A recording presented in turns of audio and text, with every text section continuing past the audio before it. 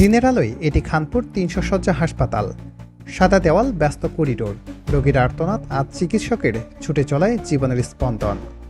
কিন্তু রাত নামলেই এই হাসপাতালে যেন এক অভিশপ্ত গোলকধাঁধা। করিডোরের নিয়ন আলো তখন ভৌতিক দেখায়, আর প্রতিটি কোণায় ওত পেতে থাকে এক অজানা আতঙ্ক। একদা নারায়ণগঞ্জের ভরসার প্রতীক এই আরোগ্যালয় এখন এক জীবন্ত রহস্য, যেখানে সুস্থ হতে আসা মানুষ নিজেই জীবন আর সম্বল হারানোর ভয়ে তটস্থ থাকে। বাতাসে এখন ভেসে বেড়ায় দালালের ফিসফাস, ছিনতাইকারের তীক্ষ্ণ চোখের নজর আর মাদকাসক্তের বিষাক্ত নিঃশ্বাস। রোগী বা স্বজন কেউই নিরাপদ নন। ওয়ার্ডের ভেতর থেকে মোবাইল ফোন উধাও হয়ে যাওয়াটা এখন ডাল ভাত। স্বজনদের মানিব্যাগ হাওয়া হয়ে যায় চোখের পলকে।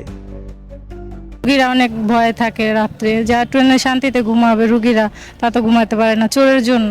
ঘরে থেকে ঋণ করে আনছে নাকি কিস্তি করে আনছে, টাকা আনছে চিকিৎসার জন্য, এই নাই দেখে যে টাকা উদয় হয়ে গেছে। আমরা এমন কোনো চাকরির নিরাপত্তা আমরা পাইতেছি না। আর নেশাবানি করে আমাদের জন্য ওরা চুরি করতে পারে না, ডাকাতি করতে পারে না, ডিস্টার্ব হয়, এই জন্য ওরা আমাকে ছুরি দিয়ে পার মারে। শুধু তাই নয়, এই অদৃশ্য শত্রুদের হাত এতটাই লম্বা যে তারা হাসপাতালের জানালা পর্যন্ত খুলে নিয়ে যাচ্ছে। প্যাথোলজি বিভাগ, নার্সিং ইনস্টিটিউট, বজ্রপাত প্রতিরোধ মেশিন, কোনো কিছুই তাদের নাগালের বাইরে নয়।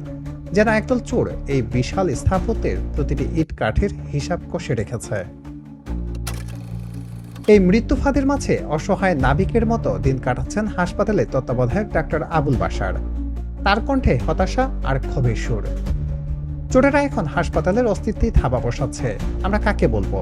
প্রশাসককে বারবার লিখিত জানিয়েছি, 16 জন চোর আর 15 জন দালালের তালিকা পর্যন্ত দিয়েছি, কিন্তু মনে হচ্ছে তাদের থেকে রক্ষা নেই। যে স্বাস্থ্যসেবা দেওয়ার জন্য যে স্বাভাবিক পরিবেশ, যেন আমাদের ডাক্তার, নার্স, স্টাফরা আসলে নিরাপত্তাহীনতায় ভুগে, সেমন রোগীরাও নিরাপত্তাহীনতায় ভোগে। হাসপাতাল সূত্রে জানা যায়, 1986 সালে প্রতিষ্ঠিত এই বিশাল হাসপাতালে একসময় 10 জন নিরাপত্তা কর্মী ছিলেন। এখন 7.5 একরের এই মৃত্যুপুরী পাহারা দেওয়ার জন্য আছেন মাত্র 4 জন। 3 শিফটে ভাগ হয়ে যখন তারা ডিউটি করেন, তখন হাসপাতালের বেশিরভাগ এলাকায় অরক্ষিত থাকে। সেই সুযোগেই কি চোরেরা তাদের সাম্রাজ্য গড়ে তুলেছে?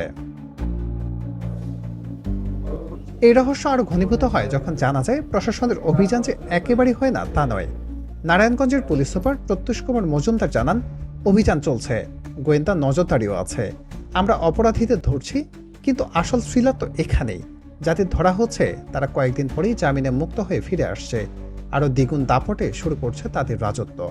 যেন আইন আদালত তাদের কাছে এক মজার খেলা। যখনই ধরা হচ্ছে, বিভিন্ন সময় মামলায় দেওয়াও হচ্ছে, এবং এদের যারা প্রধান আছে, যারা গডফাদার যদি থাকে, তাদেরকেও আইনের আওতায় নিয়ে আসা হবে। এদেরকে ছাড় দেওয়ার তো সুযোগ নাই কোনো। তাহলে প্রশ্নটা কোথায়? কারা এই অপরাধী, যাদের শিকড় এতটাই গভীর যে প্রশাসন তাদের তালিকা পেয়েও নির্মূল করতে পারছে না? কেন বারবার জামিন পেয়েও ফিরে আসে এই মুখগুলো?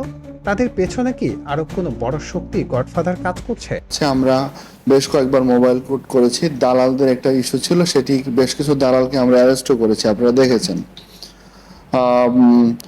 যে ছিনতাইয়ের যে বিষয়, ছোট ছোট ছিচকে চোর, তাদের যে বিষয়টি আছে, সেটি নিয়ে আমরা ঈদের আগে কয়েকবারই আমরা আমাদের র্যাব, পুলিশ আমরা পাঠিয়েছি, আমরা এখন আবার পাঠাবো। জেলা প্রশাসক জাহিদুল ইসলাম মিয়া 30 জন আনসার সদস্য চেয়ে মন্ত্রণালয়ে চিঠি পাঠিয়েছেন, কিন্তু সেই চিঠি কি লাল ফিতার ফাঁসে আটকে থাকবে, নাকি সত্যিই কোনো রক্ষা কবচ আসবে? ততদিন পর্যন্ত খানপুর হাসপাতাল এক জীবন্ত প্রশ্ন হয়ে থাকবে, যেখানে স্টেথোস্কোপ নিয়ে তখন আর শুধু হৃৎপিণ্ডের শব্দ শোনা যায় না, কান পেতে শোনা যায় চোরের নিঃশব্দ পদধ্বনি। যেখানে সেবারত নার্সের হাত কাঁপে রোগীর সেবা করতে গিয়ে